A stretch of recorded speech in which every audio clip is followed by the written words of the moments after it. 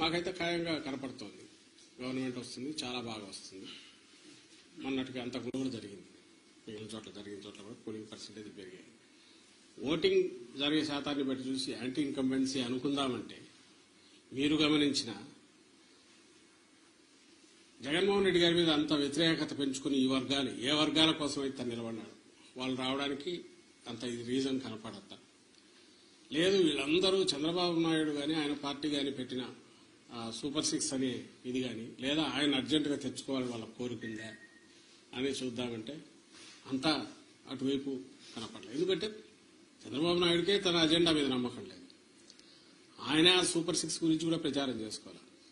ఆయన ఎంతసేపు ఉన్నా జగన్మోహన్ రెడ్డి గారి మీద వ్యక్తిగతంగా దాడులు లేదా వివేకానంద రెడ్డి హత్యను ఇంకా గొడ్డలు ఎనడము ఇంకోటి కుటుంబం దీన్ని వాళ్ళకి సంబంధించిన కుటుంబ సమస్యలను తీసుకొచ్చి పెట్టడము లేదు లాస్ట్లో ల్యాండ్ టైటిలింగ్ యాక్ట్ అని ఇంకోటి తీసుకొచ్చి ఒక అర్థం లేని ఇది దేన్నైతే వాళ్ళు ఆ రోజు సపోర్ట్ చేశారు దేన్నైతే ఈ రోజు ఐ థింక్ నీతి ఆయోగ్ వాళ్ళ దాంట్లో కూడా ఉంది దాన్ని ఒక ఇష్యూ కింద చేసి ఆయన ఇచ్చిన హామీలే గట్టిగా చెప్పుకోలేని వచ్చాడు.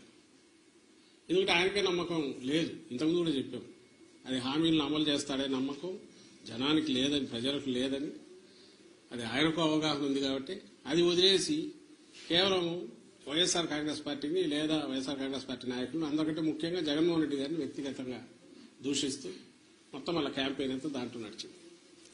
సో ఆ నేపథ్యంలో ప్రజలు ఆయన ఇచ్చిన హామీల మీద నమ్ముకొని వచ్చింటున్నారనడానికి అది కనపడట్లా. ఉంటే ఆయనే చెప్పేవాడు దాని గురించి, వాళ్ళు దాని గురించి మాట్లాడేవాడు.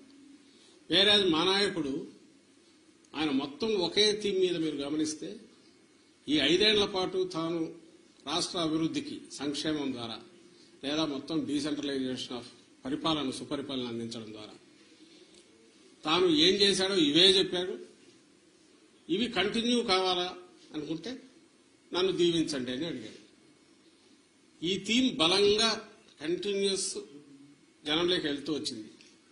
మేము ఎప్పుడు చెప్తుండేవాళ్ళం కదా 87% లబ్ధిదారులు ఏదో ఒక రూపంలో బెనిఫిట్ పొందిన వాళ్ళందరూ అవును ఇది నిజం అనుకున్నారు. కరెక్టే కదా, ఇది కంటిన్యూ అయితే మా బతుకుల్లో ఇంకా మెరుగైన మెలుపు వస్తుంది, మేలు మలుపు వస్తుంది, ఇంకా వెలుగు పెరుగుతుంది, కుటుంబం అభివృద్ధి జరుగుతుంది అని వాళ్ళు నమ్మారు. ఏదైతే హోప్ పెట్టుకున్నామో వాళ్ళు ఓన్ చేసుకున్నారు ఈరోజు. అది కనపడుతుంది. అంటే మా దాంట్లో ఇది క్రిస్టల్ క్లియర్ గా ఒక వ్యాలిడ్ రీజన్ కనపడుతుంది. నాకు టీడీపీ వైపు నుంచి ఒక్క రీజన్ చెప్పండి, మేము మీడియానే అడుగుతున్నాం, ఇదిగో ఈ రీజన్ వల్ల వీళ్ళకి వచ్చి ఉండొచ్చు కదా అని అనుకోవడానికి ఒక్కటి చెప్పండి.